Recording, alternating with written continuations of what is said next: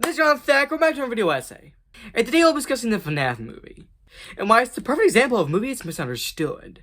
Let's begin with a brief history lesson of FNAF as a whole. The first FNAF game came out in August 2014 and became a global phenomenon. In 2015, the creator of the game, Scott Cawthon, reached a deal with Warner Brothers to make a movie based off the games.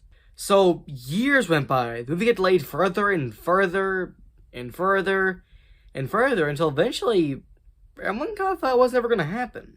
It moved from Warner to Blumhouse, but we still were getting told that it was going to come. That was going until this year when we finally got the FNAF movie. And with the movie being released, it has been very divided. Critics seem to generally not like it, and audiences seem to love it. Now, this movie was made for the fans. That's been made very clear. So that explains why critics don't seem to like this movie very much. This movie has things that only fans of the games will understand. So these critics are watching a movie that only fans of this franchise will enjoy. So it makes sense why this movie has so many low reviews on the critic side. They don't understand it, so they don't like it. And it explains why the film has such high reviews on the audience side. They understand it, and they love it. But I do think it does do a decent job of explaining non-fans of the games what things are in this movie. Things only fans would understand. But that's just the thing. Decent. It could have been done better, but it definitely could have been done worse. And to be fair, this is Scott Cawthon's first ever screenplays. We gotta give him a little bit of slack. The same goes for everyone else working on this movie too. It was always going to be a challenge to make FNAF, a game that is known for being complex and hard to understand, into a movie. But I'd say it's impressive, but we try as good as it is. I don't think the movie could have been better. And I've even seen people complain the movie was boring.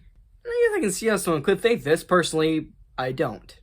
The movie has a general slow pace, just to help it be a better movie.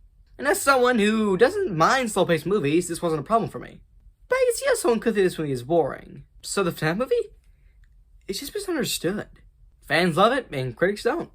But I think as we get the other two FNAF movies, it'll help push this movie on the critic side. As you start to learn more of the story, they'll be more fair to this movie.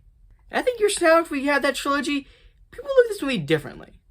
They won't be as harsh, and they'll realize, well, it may not make any sense then, but now, I like it. At least that's what I definitely hope for. So that's why the FNAF movie is a perfect example of a movie that's just misunderstood. Bye for now. Bye-bye, John Thacker.